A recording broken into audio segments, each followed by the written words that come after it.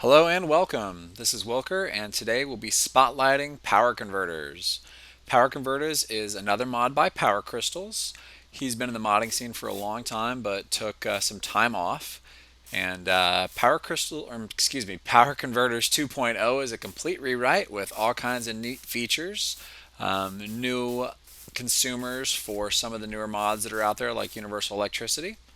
And let's take a look at some of the blocks that you're going to build for Power Converters 2.0. Um, to start off, you're going to need an energy bridge. The energy bridge is this block right here. You'll see it's built with 4 gold, a diamond, 2 redstone, and 2 glass. And the energy bridge is going to be the core of your power conversion system. And then you're going to need to hook it up with either any combination of consumers and producers. So the way this works is you'll have a power source, which is, say, these solar panels here. And these are the ultimate hybrid solar panels from the Advanced Solar Panels mod. And you'll notice that I've got them feeding into these MFSUs. So these MFSUs have gotten fully charged. They each have 10 million EU of electricity stored in them.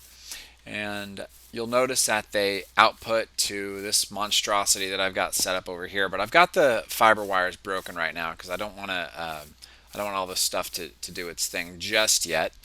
So before I go into exactly what's going on over here, I do want to talk about the rest of the blocks. But this is an important distinction.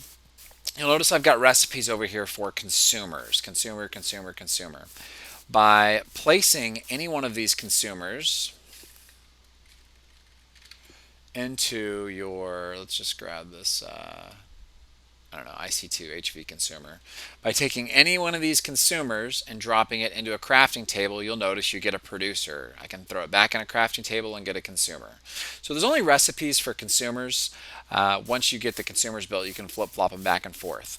But remember, your chain of how items work is going to be a consumer into an energy bridge and into a producer.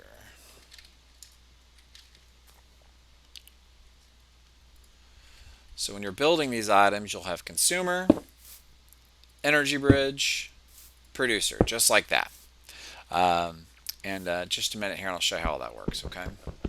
Let's break these. Unlike how I normally spotlight and kind of go back and forth between recipes and builds, I'm just going to briefly review all of the recipes for power converters. Because most of them are pretty similar, you're probably not going to use all of them. You'll just use some of them depending on what mod you have installed. And you'll notice that the recipes make a lot of sense once you see how Powercrystals has them set up.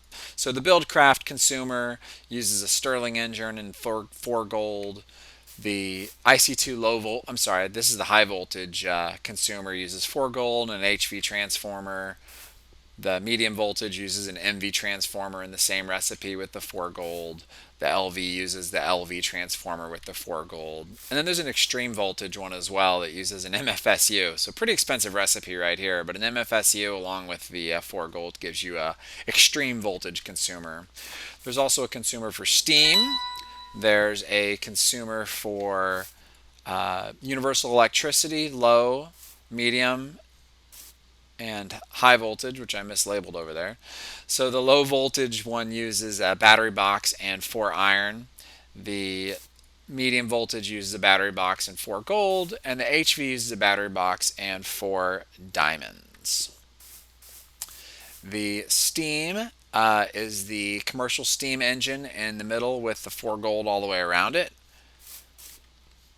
And you'll see that, again, all of these recipes are almost identical, just with the change for whatever the center block is, except for the energy bridge. So, what are we doing over here? What I have set up over here is an energy bridge with a HV consumer from IC2. And I guess I could probably put an extreme voltage in over there, but we don't really need it. So I have an HV consumer that feeds into my energy bridge, and then I have several different outputs attached. I have a Buildcraft, another IC2 HV, and a steam producer. So again, consume electricity and feed it into our energy bridge, and then producers produce the desired type of electricity. So let's check this out. The bridge, and actually the entire array, when you right click on it, you'll get some information here, and over here it tells you the side. So attached to the south side here, you'll see I have an IC2 high voltage input, and it's not getting anything at the moment. And then you'll see on the north, south, and east sides I have northwest and east sides I have an HV output, a Buildcraft output, and a steam output. Once I go ahead and grab some fiber cables and connect up these MFSUs, now you'll notice I've got electricity. So I've got 512 EU per tick going out of the north side. I've got 320 millibuckets or whatever those things are coming out of the east side in steam. And you'll notice it says 0 for Buildcraft. And the reason it has 0 there is because I've got these thermal expansion redstone conduits connected here, and those aren't going to draw energy unless they have somewhere to put it. So I'll plop down an energy cell here, and you'll notice right away it'll start receiving its max input of 100 megajoules a tick. And then when I come look at this, you'll see, ta-da, now I've got Buildcraft energy going out also. What you're going to see here is it's flickering back and forth between input and output limited. And that's just a real easy indicator to show you which side's drawing more power.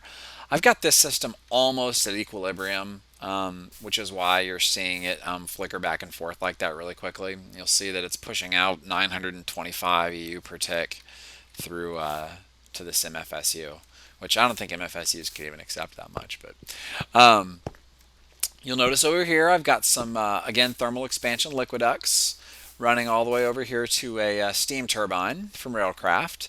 And you'll see it's got 100% output via connecting two pipes or two liquid ducts over here to it, and I've got that just connected up to an MFSU, so it's got somewhere to output its power. I don't have the universal electricity consumers hooked up right now. I do want to caution you that because of the way UE is coded, that you cannot do this. For example, you can't have two wires out of a universal electricity consumer. It doesn't do anything crazy, but you'll lose a lot of your power output. It'll just make the power output disappear. So I've got an MFSU feeding, and I've got a thermal expansion redstone energy cell all feeding off of my IC2 power gen setup. As you can see, this would be a very useful way to take any kind of major power gen off a nuclear reactor or off of huge outputting solar panels like these and convert them to whatever kind of energy you want. And it's pretty compact. I mean, I've got some extra conduits and cables and liquid ducts in here just so it's easy to see what I'm doing here. But as you can see, I mean, you could build a very small array of consumers and producers here and have it output whatever you want in a very small space. So much like Mine Factory Reloaded, another awesome mod by Powercrystals.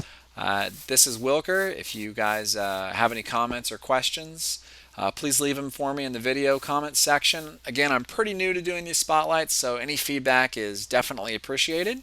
Thanks so much, and hopefully we'll see you next time.